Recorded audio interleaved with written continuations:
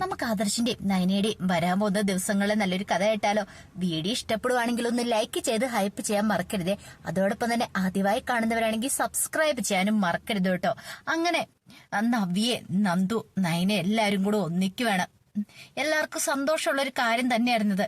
കാരണം കുറച്ച് നാളുകളായി അവരുടെ ജീവിതത്തിൽ ഓരോരോ പ്രശ്നങ്ങൾ വന്നുകൊണ്ടിരിക്കുക. ഇനി എന്താണെങ്കിലും അങ്ങനെയൊന്നും ഉണ്ടാകത്തില്ല. കനയ്ക്കും ഗോവിന്ദനും സന്തോഷമായി. നന്ദുവിന്റെ കല്യാണം കൂടെ ഒന്ന് കഴിഞ്ഞാൽ മതി, പിന്നെ കാര്യങ്ങളൊക്കെ ഓക്കെ ആവും. അപ്പൊ ആ ഒരു സന്തോഷത്തിലായിരുന്നു കനകയും ഗോവിന്ദനും ഒക്കെ. അതുപോലെ നന്ദുവിന് ഇരട്ടി സന്തോഷമായിരുന്നു. നന്ദുവിന്റെ മനസ്സിൽ നവ്യേച്ചി മാറിയല്ലോ.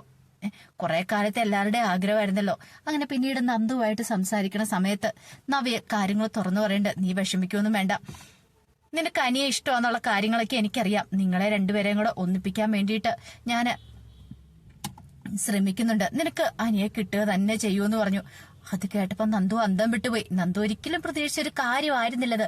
എങ്ങനെ പ്രതീക്ഷിക്കാനായിട്ടാ? നവ്യേച്ചിക്ക് തന്നോട് ദേഷ്യമാണെന്ന് കരുതിയിരുന്നല്ലേ. അങ്ങനെ അവരെല്ലാരും കൂടെ വൈകുന്നേരം ഒത്തുകൂടുന്ന സമയത്ത് ആദർശ് ആ കാര്യങ്ങൾ പറയണേ. നമ്മൾക്ക് എത്രയും പെട്ടെന്ന് തന്നെ നാഗേന്ദ്രനെ കുറിച്ചുള്ള സത്യങ്ങളൊക്കെ അറിഞ്ഞാൽ മതിയാവുള്ളൂ. അത് മാത്രല്ല, നാഗേന്ദ്രൻ എന്തിനാണ് വീട്ടിൽ നിന്ന് അടിച്ചിറക്കി വിട്ടിരിക്കുന്നത്? അതോടൊപ്പം തന്നെ ചെറിയച്ഛന്റെ മനസ്സിൽ എന്തൊക്കെയോ കാര്യങ്ങളുണ്ട്. ചെറിയച്ഛൻ ഇപ്പൊ എന്തിനോ ഭയക്കുന്നുണ്ട്. നന്ദു ആ വീട്ടിലേക്ക് വരാതിരിക്കാൻ വേണ്ടിയിട്ട് ഏറ്റവും കൂടുതൽ ടെൻഷൻ അടിക്കുന്ന ആള് ഇപ്പൊ ചെറിയച്ഛനും അതുപോലെ തന്നെ ചെറിയമ്മയാണ്. അപ്പൊ അതൊരു കാരണവശാലും ആർക്കും അറിയില്ല എന്നാ തോന്നേ.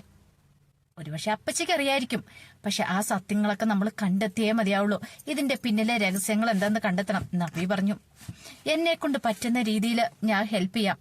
കാരണം ഇതുവരെയായിട്ടും എൻ ജ്വല്ലറിക്കാർക്ക് അറിയത്തില്ല ഞാനാണ് അവിടുത്തെ വിവരങ്ങളൊക്കെ ചോർത്തിക്കൊണ്ടിരിക്കണേന്ന്. അറിയുന്ന നിമിഷം എന്റെ കാര്യത്തിൽ തീരുമാനമാവും. അപ്പോഴേക്കും നന്ദു പറഞ്ഞു, നവ്യേച്ചി ഒന്നുകൊണ്ടും പേടിക്കണ്ട. നവ്യേച്ചി ധൈര്യമായിട്ടിരുന്നു. ഞാനില്ലേന്ന് ചോദിച്ചു. വിഷമിക്കേണ്ട കാര്യമൊന്നും ഇല്ലാന്ന് പറഞ്ഞു. എന്ത് വന്നാലും ഞാനുണ്ടെന്ന് പറഞ്ഞു. ആ സമയം ആദർശ് പറഞ്ഞു, അബിയെ വാച്ച് ചെയ്യണം. അബി നാഗേന്ദ്രനെ ഇടയ്ക്ക് കാണാനായിട്ട് പോകുന്നുണ്ട്. അബി എങ്ങോട്ട് പോകുന്നു, എങ്ങനെ പോകുന്നൊക്കെ അറിയുവാണെങ്കിൽ അവര് തമ്മിലുള്ള കൂടിക്കാഴ്ച ഒരു പക്ഷെങ്കില് നമുക്ക് ഗുണം ചെയ്യുമെന്ന് പറഞ്ഞു. അത് കേട്ടത് നന്ദു പറഞ്ഞു, അത് ശരിയായിട്ടുള്ള കാര്യമാ. ആ സമയത്ത് നബി പറഞ്ഞു, ഞാൻ ഇത്തിരിയും കൂടെ സ്നേഹം അബിയോട് കാണിക്കാം. അപ്പൊ അബി എന്നോട് കാര്യങ്ങളൊക്കെ തുറന്നു പറയും. നയന് പറഞ്ഞു, അത് ശരിയായിട്ടുള്ള കാര്യമാണ്. എത്രയും പെട്ടെന്ന് നമുക്ക് ആ സത്യങ്ങളൊക്കെ കണ്ടെത്തണം. കാരണം ഇത്രയും നാളും മറിഞ്ഞിരിക്കുന്നൊരു വലിയ സത്യമുണ്ട്. അത് മുത്തശ്ശന് പോലും അറിയില്ല. മുത്തശ്ശനും പോലും അറിയത്തില്ലാത്ത പല കാര്യങ്ങളും മറിഞ്ഞിരിക്കുന്നുണ്ട്. അതെന്താന്ന് അറിഞ്ഞേ മതിയാവുള്ളൂ.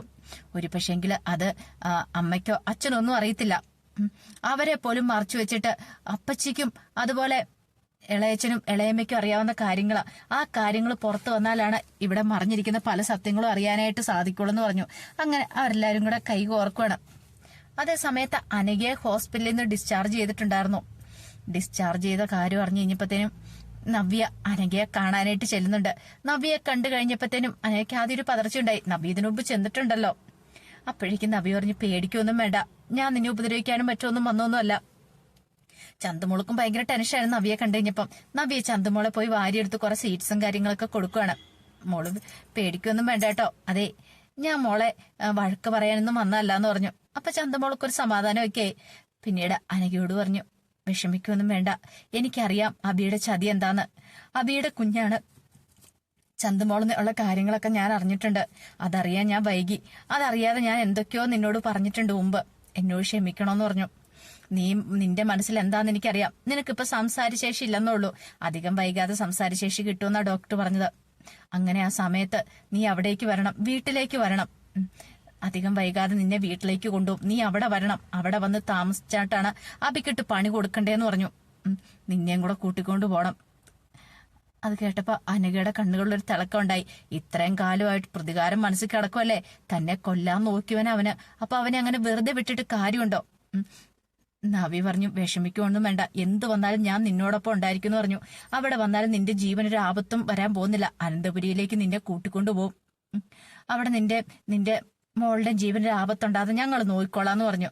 അങ്ങനെ അവര് രണ്ടുപേരും കൂടെ കൈ കൊടുക്കുവാണ് അബിയെ തുരത്താൻ വേണ്ടിയിട്ട്. കാരണം ഒരു കാരണവശാലും അബിനെ ഉയർന്നു വരരുത്. അവന്റെ നാശമാണ് കാണേണ്ടത്. പിന്നീട് നവ്യ വീട്ടിലേക്ക് വന്ന് കുറച്ചു സമയം കഴിഞ്ഞപ്പോഴത്തേനുമാണ് അബി ഫോൺ ചെയ്യുന്ന കേട്ടത്. നാഗേന്ദ്രനെ കാണാൻ പോകുന്ന കാര്യത്തെക്കുറിച്ചൊക്കെ ഫോൺ ചെയ്യുന്ന കേൾക്കുകയാണ്.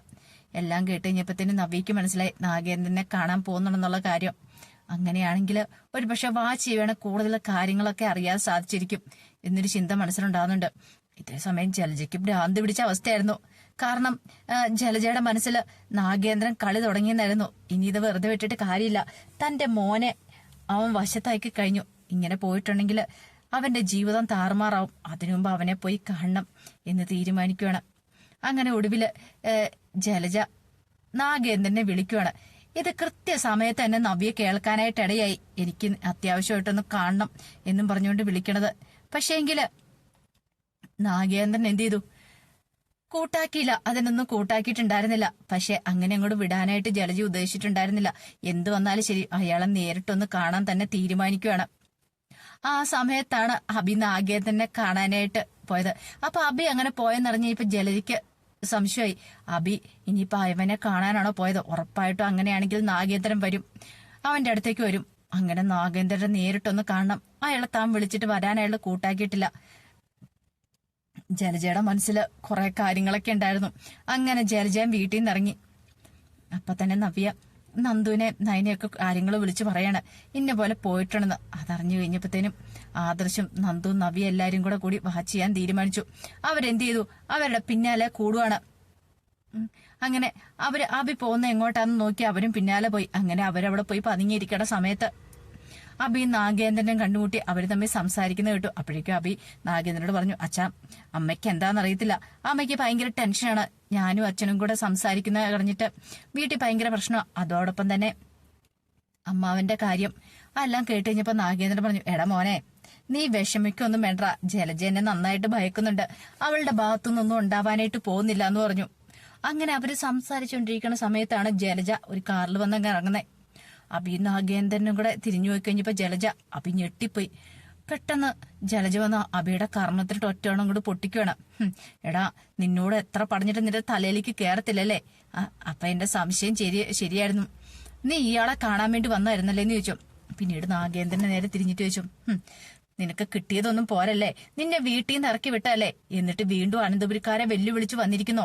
നാണം ഉണ്ടെങ്കിൽ വീണ്ടും നീ ഇങ്ങോട്ടേക്ക് വരുവോ? നാഗേന്ദ്ര നിന്റെ കളിയൊക്കെ അവസാനിപ്പിച്ച് നീ പോകാൻ നോക്കോ, അല്ലെങ്കിൽ ഒരിക്കലും നിനക്ക് ഇവിടെ ഇത് നിലനിൽപ്പുണ്ടാകത്തില്ല. ഏൻ ജ്വല്ലർ തകർന്ന് തരിപ്പണമായി പോ. അപ്പോഴേക്കും നാഗേന്ദ്രൻ ജലജയൊന്ന് നോക്കി. എന്താ ജലജ, നിനക്ക് എന്നെ ഭയമാണോന്ന് ചോദിച്ചു. നാഗേന്ദ്ര പറയുന്നതനുസരിച്ചാ മതി. എന്റെ മോനെ നീ കയ്യിലെടുക്കാൻ ശ്രമിക്കുമെന്ന് എനിക്കറിയാം. പക്ഷെ അതൊരിക്കലും നടക്കില്ല. അവൻ അനന്തപുരി വളർന്നവനാ, എനിക്കറിയാം. ഞാൻ അവന്റെ അമ്മയാണ്. ഇത്രയും കാലം എവിടെയായിരുന്നു നിങ്ങൾ? അവനെ വളർത്തിക്കൊണ്ടു വന്ന ഞാനാണ്. അവന്റെ കാര്യത്തിൽ എനിക്കാണ് അധികാരം കൂടുതൽ. പിന്നെ ഇനി മേലാല് എന്റെ മക്കളുടെ ജീവിതത്തിലേക്ക് കടന്നു വന്നിട്ടുണ്ടെങ്കിൽ നിന്നെ ഞാൻ ബാക്കി വെച്ചേക്കില്ല. നിനക്ക് കിട്ടിയതൊന്നും പോരെ എന്നൊക്കെ പറഞ്ഞുകൊണ്ട് ദേഷ്യപ്പെടുവാണ്. എന്നിട്ട് അബിയുടെ കയ്യിലേക്ക് പിടിച്ചു വലിച്ചു. ഇങ്ങോട്ട് വാടാ, നാണമില്ലാത്തവൻ വന്ന് നിൽക്കുന്ന കണ്ടില്ലേ? അമ്മ വിട്, മിണ്ടി പോയേക്കരുന്നിന്, നിന്നെ കൊന്നു തള്ളത്തൊള്ളിയാന്. എടാ ഇയാളെ പോലൊരു മനുഷ്യനുമായിട്ട് നീ കൂട്ടുകൂടുന്നേക്കാളും ഭേദം സ്വയം പോയി ട്രെയിനിന് തലവെക്കുന്നതാടാ. ഇയാളുടെ സ്വഭാവം എന്താണെന്ന് അറിയത്തില്ല നിനക്ക്. അപ്പോഴേക്കും നാഗേന്ദ്രൻ പറഞ്ഞു, ജലജയെ അത് ഞാനല്ലേ നിന്നോട് പറയണ്ടേന്ന് ചോദിച്ചു. നിന്നെ പോലെ ഒരുത്തി അന്ന് നീ സ്വന്തം താല്പര്യത്തിന് വേണ്ടി മാത്രമേ നിന്നിട്ടുള്ളൂ. അത് കേട്ടപ്പോ ജലജ പറഞ്ഞു, നിങ്ങൾ കൂടുതലൊന്നും പറയണ്ട, എനിക്ക് നിങ്ങളോട് സംസാരിക്കാൻ താല്പര്യമില്ല, വാടാ ഇങ്ങോട്ടെന്നും പറഞ്ഞുകൊണ്ട് അഭിയം വിളിച്ചോണ്ട് പോയി കാറിലേക്ക് കയറി. ഇത് നന്ദു നയനെ എല്ലാവരും ശ്രദ്ധിക്കുന്നുണ്ടായിരുന്നു. മാറി നിന്നിട്ട് അവരങ്ങോട്ട് പോയ പറയാൻ തന്നെ നാഗേന്ദ്രൻ കാറിൽ കയറി പോവാണ്. അപ്പോഴേക്കും നയന പറഞ്ഞു, കണ്ടില്ലേ അപ്പച്ചി അല്ല ശരിക്കും ഭയക്കുന്നുണ്ട് നാഗേന്ദ്രനെ. അതിന് കാരണം എന്താണെന്ന് അറിയത്തില്ല. ഒരുപക്ഷെ അഭി കൂട്ടുകൂടിയിട്ടുണ്ടെങ്കിൽ, നാഗേന്ദ്രനുമായിട്ട് കൂട്ടുകൂടിയിട്ടുണ്ടെങ്കിൽ അപ്പച്ചിയുടെ നിലനിൽപ്പിനെ ബാധിക്കുമെന്ന് പോലെ അപ്പച്ചി ഭയക്കുന്നുണ്ട്. എന്തിനെയോ ഭയക്കുന്നുണ്ടെന്ന് പറഞ്ഞു. അത് ശരിയാണ് എന്ന് പറഞ്ഞു. ഒരുപക്ഷെ ഇതിനകത്ത് ഇളയച്ചന്റെ റോൾ എന്താന്ന് മാത്രം മനസ്സിലാകാത്തേന്ന് പറഞ്ഞു. ഇളയച്ചൻ ഇത്രമാത്രം ഭയക്കണം എന്തുകൊണ്ടാന്ന് അതും കൂടെ നമുക്ക് അറിഞ്ഞേ തീരുവോളെന്ന് പറഞ്ഞു. അങ്ങനെ അതിനു വേണ്ടിയിട്ടുള്ള അന്വേഷണത്തിലായിരുന്നു അവര്. എന്തുകൊണ്ടാണ് അജയനെ അത് ഭയക്കുന്നതെന്ന് ഒടുവിൽ ആ സത്യങ്ങളൊക്കെ കണ്ടെത്തുവാണ്. അപ്പൊ ഒരു സ്വർണ്ണ നെക്ലേസ് ഉണ്ടായിരുന്നു. അതായത് ആ നെക്ലേസ് ആണ് ജലജ എന്ന് നാഗേന്ദ്രന്റെ കയ്യിൽ നിന്ന് അടിച്ചെടുത്തത്. അപ്പൊ അന്ന് ആ നെക്ലേസിന്റെ പേരിൽ കുറെ പ്രശ്നങ്ങളും കാര്യങ്ങളും ഒക്കെ ഉണ്ടായിട്ടുണ്ടായിരുന്നു. അതുകൊണ്ടാണ് നാഗേന്ദ്രനെ ആ വീട്ടിൽ നിന്ന് തന്നെ നാഗേന്ദ്രൻ അന്ന് ജ്വല്ലറിന്ന് തന്നെ മുത്തശ്ശൻ ഇറക്കി വിട്ടെ.